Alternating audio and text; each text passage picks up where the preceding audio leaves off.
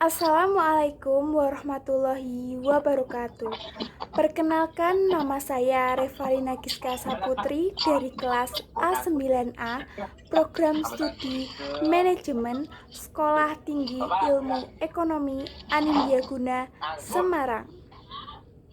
Hari ini saya akan menjelaskan sedikit materi mengenai struktur dan sistem organisasi pada mata kuliah perilaku keorganisasian. Slide pertama ada pengaturan struktur organisasi.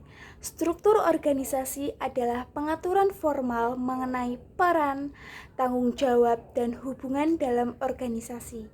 Menentukan siapa melapor kepada siapa dan bagaimana alur kerja berlangsung. Di slide kedua ada tujuan struktur organisasi. Yang pertama, menjelaskan wewenang dan tanggung jawab. Struktur organisasi membantu menunjukkan siapa bertanggung jawab atas apa serta siapa melapor kepada siapa.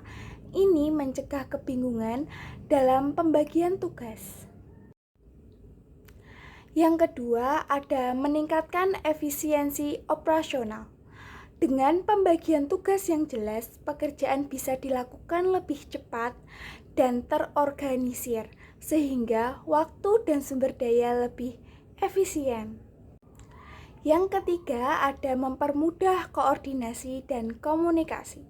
Hubungan kerja yang tersusun rapi mempermudah koordinasi antar bagian atau departemen dan mempercepat alur informasi.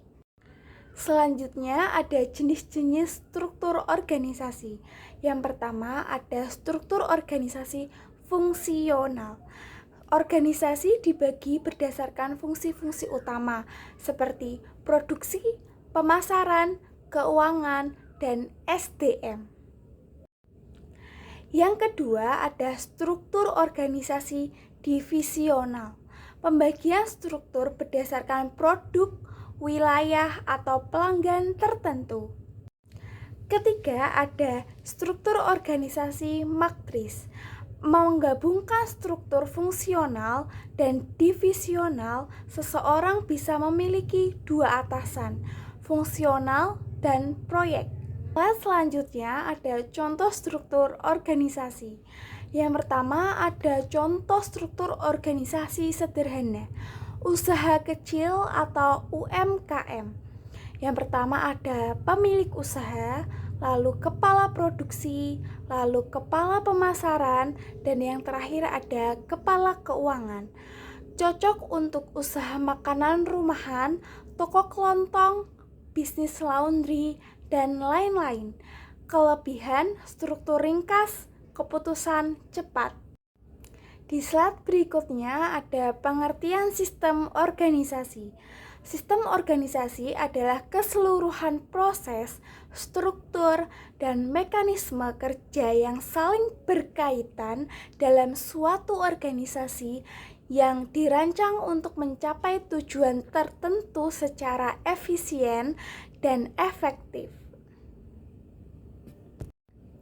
Penjelasan sederhananya, sistem organisasi menjelaskan bagaimana organisasi bekerja sebagai satu kesatuan dari cara informasi mengalir, proses pengambilan keputusan, hingga siapa yang bertanggung jawab atas apa yang dia kerjakan.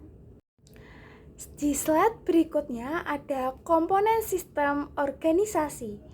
Organisasi yang baik mampu mengelola input dengan tepat, yang artinya karyawan melakukan proses yang efisien, yang artinya produksi barang. Yang ketiga, menghasilkan output berkualitas, yang artinya produk barang jadi. Yang keempat, meningkatkan feedback untuk perbaikan, yang artinya kritik dan saran dari pelanggan. Yang terakhir ada menyesuaikan diri dengan lingkungan luar, yang artinya persaingan pasar. Yang artinya yaitu organisasi bisa mengatur dan memanfaatkan sumber daya manusia atau karyawan secara efektif. Lalu, setelah input dikelola, organisasi menjalankan proses kerja atau produksi secara efisien untuk menghasilkan suatu barang atau jasa. Hasil dari proses atau output harus berkualitas tinggi. Output ini bisa berupa produk, jasa, atau hasil lainnya. Lalu, organisasi harus bisa menerima masukan atau kritikan dari customer atau pelanggan. Organisasi juga perlu adaptif terhadap perubahan eksternal seperti tren pasar, persaingan, teknologi, atau lainnya. Kesimpulannya, yang pertama, struktur organisasi adalah pengaturan formal yang menjelaskan pembagian tugas, wewenang, dan tanggung jawab dalam sebuah organisasi.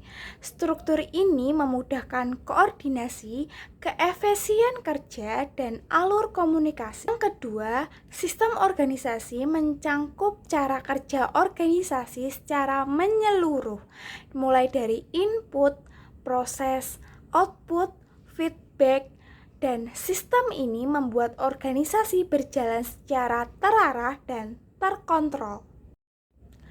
Komponen penting dalam sistem organisasi meliputi input atau sumber daya, proses atau kegiatan operasional, output adalah hasil, feedback adalah evaluasi, dan lingkungan eksternal.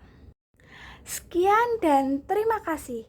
Itulah penjelasan saya mengenai materi struktur dan sistem organisasi pada mata kuliah perilaku keorganisasian. Jika masih ada yang salah atau kurang paham, saya mohon maaf.